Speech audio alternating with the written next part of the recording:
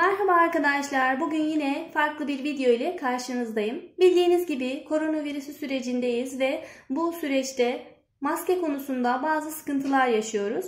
Ben de evde kolaylıkla maske yapabilmeniz için kısa bir video hazırlamak istedim arkadaşlar. Yapımı oldukça basit.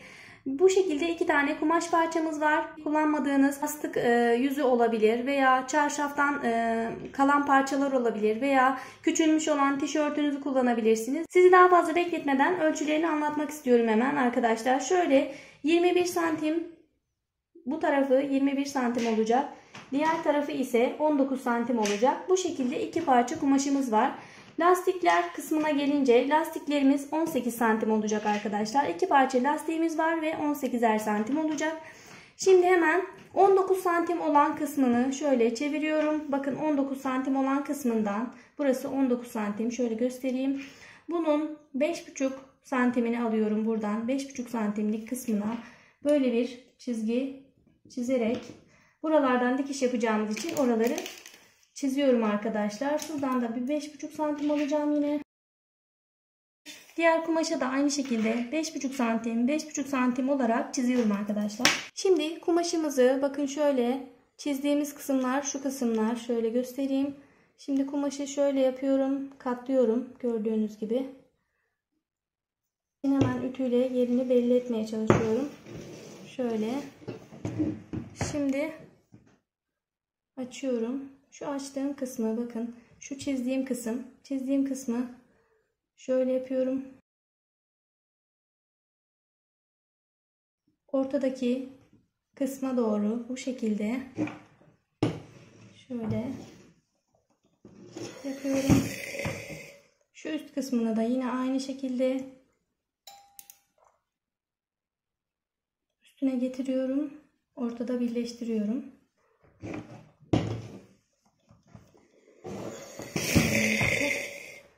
Şu üst kısmını da şöyle burayı dikeceğiz. Kolay dikebilmek için yine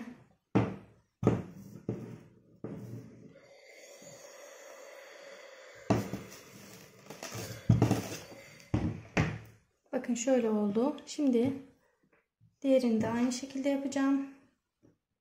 Şöyle kapatıyorum.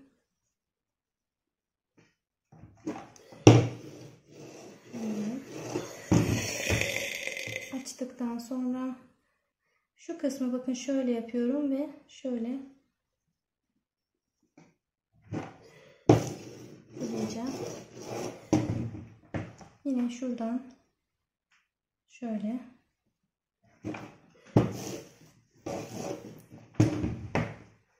bu şekilde hazırladım arkadaşlar. Şimdi hemen dikim aşamasına geçiyorum. Şimdi öncelikle şu kısmı dikerek başlıyorum arkadaşlar. Üst kısmını dikiyoruz şimdi arkadaşlar.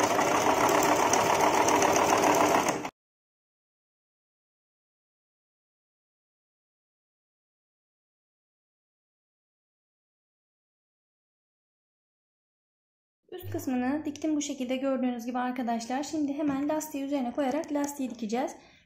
Lastiği dikiyorum arkadaşlar. Şöyle koyuyorum. Bakın ön yüzüne dikiyorum, yani şu düzelttiğim kısım olduğu tarafa.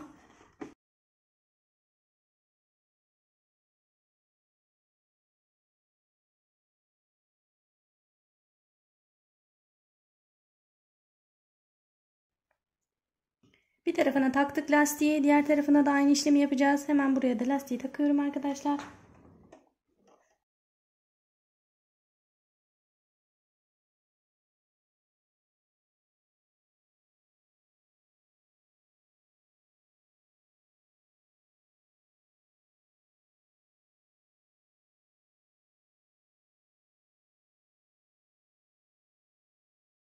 Lastik kısmını diktik arkadaşlar. Bakın bu şekilde şöyle taktığınızda şöyle açılacak. Şimdi bunu isterseniz böyle tek katlı olarak kullanabilirsiniz. Ama benim amacım iki katlı yapıp iç kısmına peçete de koyarak sürekli peçete değişimini sağlayabilmek. Siz böyle tek katlı yapmak isterseniz şu kısmını da kıvırıp böyle tek katlı olarak da kullanabilirsiniz. Şimdi diğer hemen devamını da göstermek istiyorum. Bakın şöyle yapıyoruz. Ondan sonra şöyle üst kısma gelecek bu kısım. Böyle yaptıktan sonra şu öbür parçayı getiriyoruz. Dikmiş olduğumuz kısım üstte böyle üstüne koyuyoruz. Şimdi üstüne dikeceğiz bunu bu şekilde. Şu ağız kısmını dikmeyeceğiz. Diğer taraflarını dikeceğiz arkadaşlar. Dikimi kolay yapabilmek için şöyle iğneleyebilirsiniz. Bu şekilde iğneleyerek kolaylıkla dikebilirsiniz. Şimdi hemen dikmeye başlıyorum arkadaşlar. Bu şekilde diktik arkadaşlar. Bakın şu ağız kısmı hariç her yerini diktik. Şimdi böyle ters çeviriyoruz. Bakın şu dikişler iç kısımda kalacağı için kenarlarına çok bir şey yapmanıza gerek yok. Şöyle. Bakın hazır. Bu şekilde hazırladık. Şimdi şu üst kısmını dikeceğiz arkadaşlar. 5'er santim 5'er santim dikeceğiz. Şu kısımdan şöyle 5 santim dikiyoruz.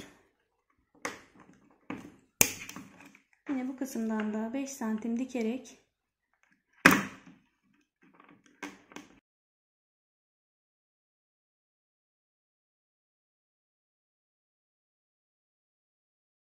kenarlarını da şöyle dikiyoruz.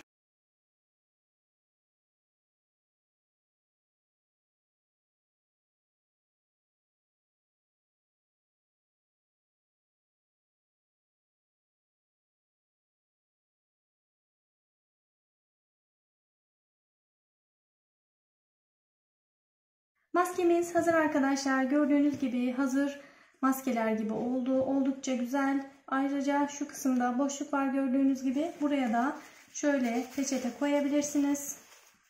Ve peçeteyi her defasında atabilirsiniz böylelikle. Açtığınızda böyle oluyor. Oldukça kullanışlı. İstediğiniz zaman da peçeteyi çıkarır atarsınız. Her seferinde yenisini koyarsınız.